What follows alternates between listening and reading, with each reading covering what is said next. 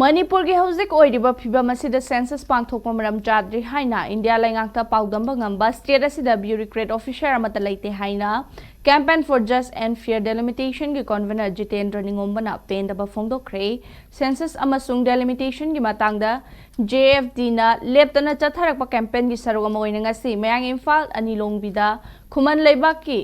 Lamyanba Kanglup KLLK Amadi Women Welfare Association WWA ga khutchamnaga Pangthokpa mifamda wafamasi mahakna phongdokhibani mifam aduda Jitendra Ngamba na makhatana hai karigumba India lengakna namfuda census pangthoklabadi madugi pau khumoina chawbai hau amagi damak sem sagani Manipurda logi wangmada changsilakliba mitop khandoktuna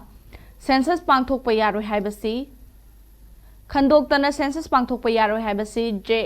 Cjfd gi achetpa fidepni hiramasi gi matangna Ministry of Home Affairs amadi Manipur gi Governor yauna mari lainaba kayada census pangthoktana bagi marik chumba warol singya wacherol pisin balaikre adumakpu ngasi fawa tumina laisili Manipur gi Bureaucrat officer singnasu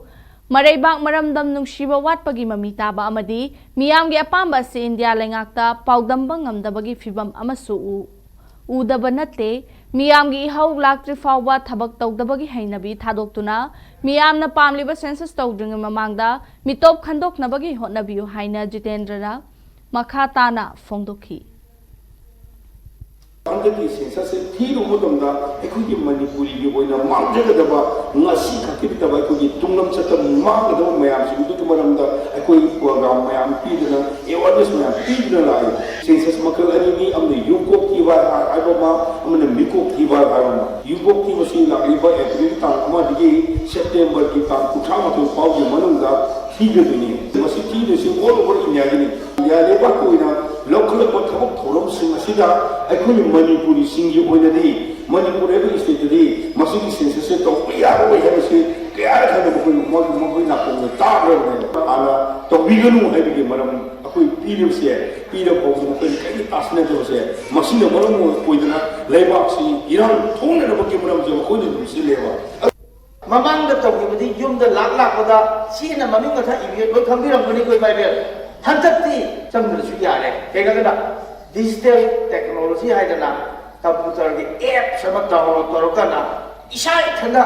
mingji metinda moina question pirakani hai question da kun mention ba yabagi ithanda tawre mangre kana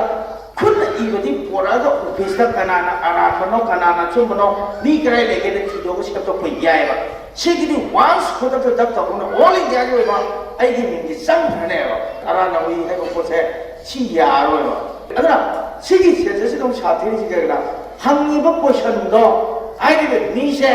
Myanmar dagi ni na khange ba Burma dai la pune je